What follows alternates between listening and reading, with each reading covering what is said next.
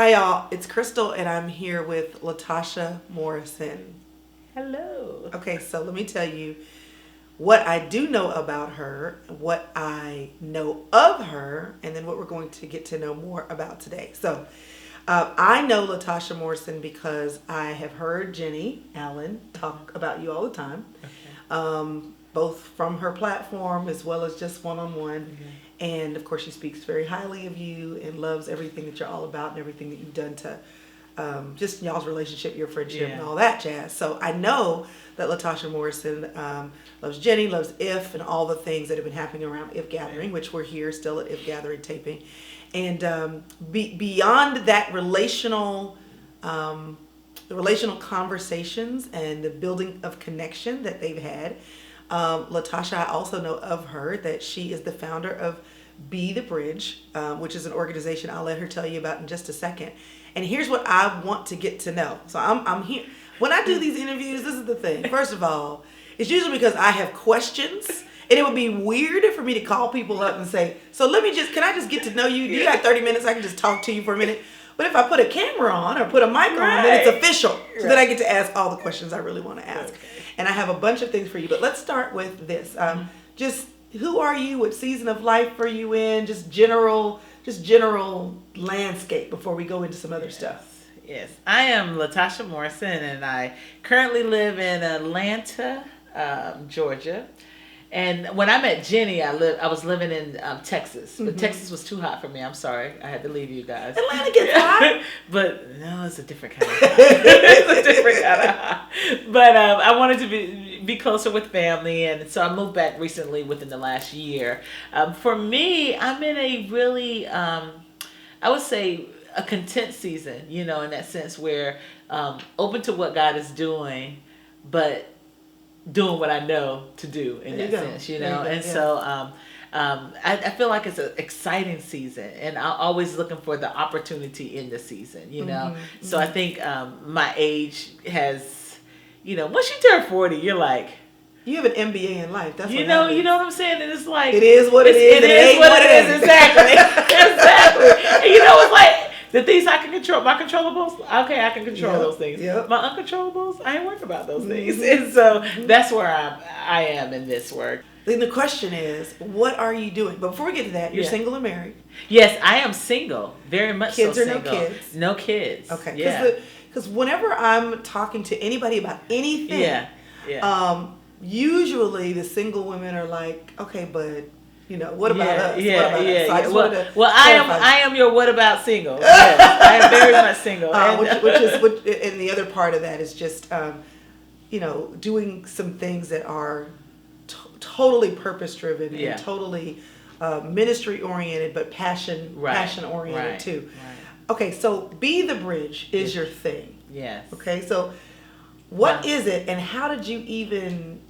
My accidental nonprofit. Is that what we? Okay, let's go with that. Yeah, and I like to call it my accidental nonprofit because I don't know. Maybe there's some people where that is your goal. That's what you want to do. This is the work that you've been called to. But for me, were you called into ministry before though? Yes. Okay, so you were called into ministry. Yes, I've been on church staff. Yeah. Okay. All right. So I started off in corporate America originally. Because you have the corporate. Yeah. So I was 10 years corporate, and then I was always working as a volunteer in the church that I was going to, and then that turned into a full-time position. Okay. But I've always had things on the side. So I was still, doing a behavioral aid, within the community. I was doing a lot of work in human trafficking with organizations. So I've always had these threads that no matter what I was doing, I was always doing other things, And so for me, I'll just start with the little things that I know to do. And that little thing turned into all of this. And so my little disturbance of what I was feeling started with having conversations with people about movies that would come out, like 12 Years a Slave, Selma, it started like that. And having worked in a predominantly African-American church and then moving into a predominantly white church environment. Was that intentional or accidental you know what? As well? It was, I would say it was intentional in a sense, but kind of rounded about. Like, when you've had church hurt, You know, Yeah. I think how I was coping with it was like, I can't deal with us no more. Right. Just to be honest, I was like, I can't deal with us no more. So these conversations just, I guess, kept happening. They kept happening. And so I started making those. I said, we really need to have some family talk. Like, really, if we're going to be in this together, then we need to have some real talk. And that was the thing where I want to say, we need to have these environments where we're talking about these difficult things. And that was the beginning stages of how do we do this, and why are Christian spaces so separate and so homogenous and so, you know, and when you look at that, you know, the Black church is the expression of really of the body of Christ, because we were not allowed to worship in those spaces. So it's not about really us going into those spaces. It's really, I think people in those dominant spaces should be coming to learn from the Black church and from, you know, and so just in those conversations, we would have started having those type of conversations, and went to a conference, met Ginny Allen, and I was like, this is a beautiful conference, but was this if? This was if. And I was like, wow, why do we have these separate these conferences? Like, is there any intentionality that goes into thinking about how can I make this be for all Christians? Like, is that even a thought, you know? And Ginny, someone knew Ginny that was a part that I met at the conference. There was like 5 Black people there. And so Ginny knows I tell the story, it's like 5. And I met all 5. Because we will find each other. Yeah. We'll find each other. And we had coffee afterwards. And we talked about all the things. Right. And, you know. Right. And but you know what? One of the girls invited Ginny to the conversation. Ginny showed up because she wanted to learn, and she was like, "I want to. How can Is this I the taco do this?" conversation? Yes, it was. Okay, It I heard was about the taco conversation. Yeah, we talked about that, and we just said a lot of things to her, and I think some other people had spoke some things to her, and she was like, you know, I really would like. And the conversation ended up being a lot of other things, you know, and so, you know, the conversation ended, you know, with, let's get together and let me get some of my friends together with some of your friends. And our friend Kim Patton, her organization did like this restorative justice in the schools, and we kind of used that model and everything. And that was really the beginning. Why do you think you are wired? Is it a part of your DNA, or is there something that makes you mindful of being a bridge builder versus someone who is not naturally wired that way? They just would rather not bother. Yeah, I think it's both. As a Black woman. Yeah, I think for me it's both. I think is the way I was raised. I grew up in a very diverse environment. Okay. My father was in the military. Okay. My grandfather was in the military. Okay. And so my neighborhood was really diverse. My school was really diverse. My life became more segregated when I went to college and became a Christian in college. That's when my life became more segregated. Wow. Yes. And so so with that, because on our campus it was predominantly white, but we had the fellowships for African American students, and then you had Christian fellowships for predominantly white students, you know. And so a lot of the, you know, I'm not going to date myself, but, you know, a lot of the Christian organizations hadn't really expanded into really how to reaching all students. And so, you know, a lot of what we have to do is like look out for our own and fill those needs. And so I was reached through an African American ministry, and I can't tell you one white person I met in college. I can't think of one. We lived in the same dorms together. I went to class. I went to a predominantly white campus at large. You found your world, and stayed in it. And I stayed in it, and that was it. And people, you can easily do that, you know. And I think that thread was always there. I was involved in minority student affairs there. I was looking out for. I went to East Carolina University, and so I was always looking out for. I went to A&M, and we had a minority student affairs. Okay, I was like, yeah. I was a part of ABLE. I worked in the minority student affairs. You did? Me too. Yeah, me too. I worked there, and I was a part of this organization called ABLE, Allied Blacks for Leadership and Equality, you know. But this is the thing, I was doing all these things, but really not tying it. I was just doing the things. But many times the things that we're doing, we're not supposed to tie. Exactly. You know, we do the things, I call it throwing spaghetti at the wall, and it just looks like these random noodles that are on the wall. But eventually, you start to see a picture emerge. Yes. And it's sometimes not until someone else calls it Yep. out. But it was there. You Yep. just didn't see it. It was there. Or it's not until there's enough of what is seemingly random Yep. for there to be enough of the seemingly random to form a cohesive Yep. picture. Yeah. So and it just that's takes time. exactly that. It just That takes is time. my life. Yeah. You know, and Yeah. just one thing led to another. Jenny asked me to. She said, "Can you take what we've done and kind of put it together in some kind of format?" And that process of coming up with that Yeah. first guide, Yeah. she just said like a 1 to 2 page guide to Right. help, a prayer guide to help Right. people. Yeah. And To I help them came have up with conversations basically a and- whole curriculum, you know, and she said, we're going to give it out at the conference, you know. I was like, oh, okay, that's good. And we did that.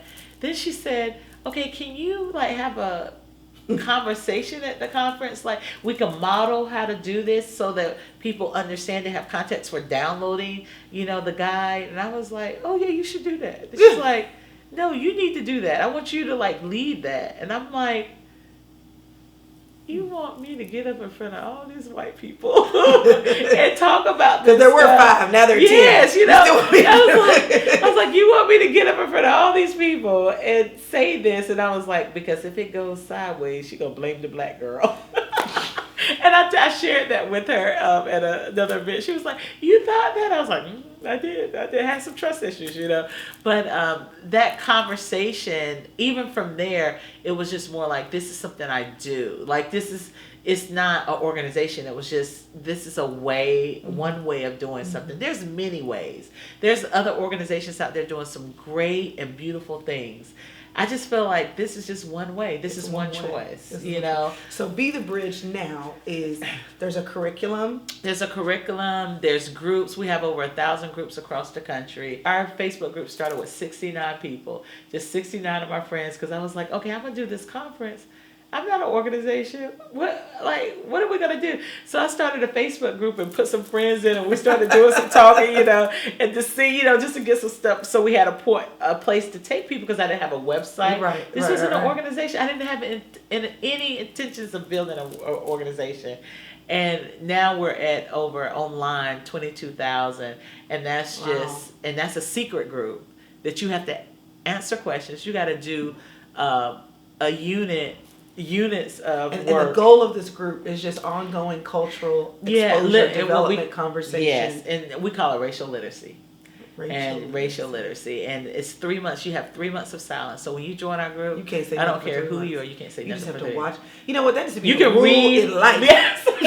You just need to show up Yeah. and just know you got to watch and listen and learn for a little bit. Exactly. You have something because to say. because sometimes we think we come into a conversation thinking we know everything. Yeah. And so you can read, you can download stuff, Yeah. but you cannot comment and you cannot post. And that is hard for a lot of people. And so that's when you know you're not ready. It's okay. If it's hard for you, you could go. You don't have to. You know, it's okay. If you don't like the rule, that's okay too. You know. But this is our rule, and these are our values. This is our mission. We make sure we remind people this is how we have the conversation in this group. But it's okay if you don't want to have the conversation like this in our group. There's other groups. I'm telling you, we're just one way. That's it. I'm just one person. With this mentality of bridge building, everybody, I'm sure, does not agree with the concept of bridge building. Yeah. Okay. I think that societally, what I'm running into is that while that thought process can be with anyone in any place, but there is a generational thing. Yeah. I think as far as those who are black but are younger, so millennial age, it's like, why do we have to do all of that? Yeah. I think people have different roles, and I think just like you have prophets and priests, you know, and then you have some people that can do both. You know, I don't think it's a either or question. I think don't you think that in our culture right now there's a drawing of a line? Yes, but I'm just saying we have to resist that as kingdom builders. We have to resist that because I don't feel like nobody has to do things like I'm doing it. And you're called to be the bridge. Yeah. Maybe I'm called to fight for justice in a different way. In a different way. And that's what God put in me. Just think about our leaders. You had King, but you had other people that were around that did things differently. You had James Baldwin. You had like different Christian leaders, some that weren't Christian leaders, but everybody did things and they had their own separate types of impact, you know. And but for me, this is just the path that God has given me. And you know, when I'm talking about bridge building, this is what I have to explain to a lot of people, because people think, oh, we'll walk across the bridge and it's kumbaya, and you listen to me and I'll listen to you. And no, that's not what I'm talking about. The type of when we're talking about racial bridge building and we're talking about history in America, it's about lifting up that marginalized voice. And so you shouldn't come into this conversation thinking like, okay, we're building a bridge and it's equal. No, because when we think about the kingdom of God is about equity, you know? And so we have to give, you know, we have to listen to those voices that are not voiceless. They're just unheard because you're not listening. And so we have to elevate those voices. So people come into our group and they're like, well, why do we have like the people of color, like this is about we need to tell our side. No, we live your side, you know. And so so I think sometimes when people think of bridge building, they think of comfort. And no, there's what I've heard too is that one of the people who have talked a lot about this, and her thing is, why do I have to explain? You keep asking me to explain. Why do I keep having to explain?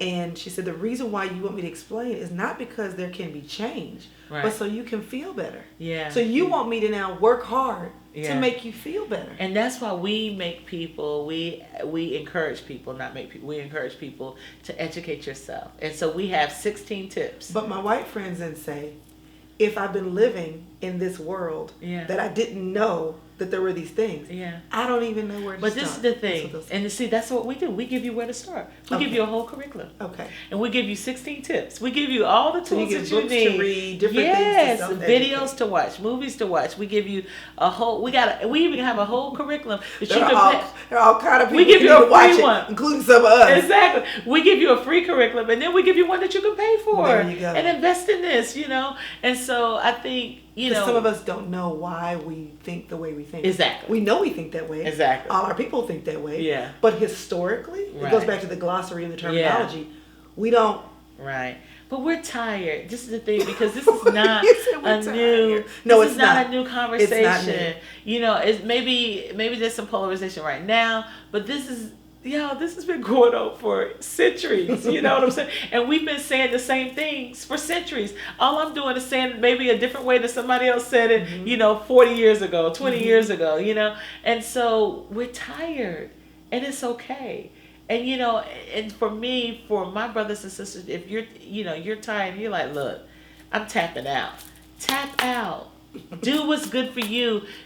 Do self-care, you know what I'm saying? Yeah. But then there's some that I feel like God gives just this extra, you know, ability to move forward. But this is the thing.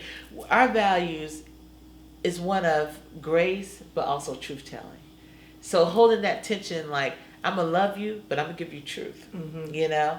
I'm not going to curse you out, you know, but I'm going to make sure that I'm exemplifying grace to you, because you know, I've been given grace, so I want to give you grace, you know. I think there's something in it that, you know, we all should walk in humility. You know, we have this value of justice, but I don't want, you know, justice more than I want your redemption, you know. And so I think holding those. You don't. Yeah, Some do. Exactly. Some but do. Those are the things that we have to look at in ourselves, because remember, so we're all broken. Yes. Right. If you were going to say one thing to the baby boomer generation, the Gen X, you're Gen Xer, right? Are we Gen Xers? Yeah, I know. We kind of went under the radar. Yeah, I know. Like baby boomers got a lot of mouth play. The millennials get a lot of mouth play. Nobody ever talks about us. But we're still here. I see you rolling your eyes over there. We're still here. We're still here. Okay, so millennials, Gen Xers, and baby boomers, in terms of just, you know, how they approach this. And of course, this is a generic statement, and it's not generic, but how typically we think of millennials, Gen Xers, and baby boomers approaching the issue. If you were going to say one thing to each generation, just as something that they need to take a second look at, a question that they might want to ask, just anything like that, what would you say? I would say, I think listening is an art form, and I really feel like we should listen, not just hear people, but listen intently, because there may be something you're missing. And I think for me, you know, when I look at the generation, the baby boomers just like before us, you know, as messed up as they are too, I'm sorry, they messed some stuff up, but they did some amazing things too. But being able to listen and learn from those mistakes in the same way that those,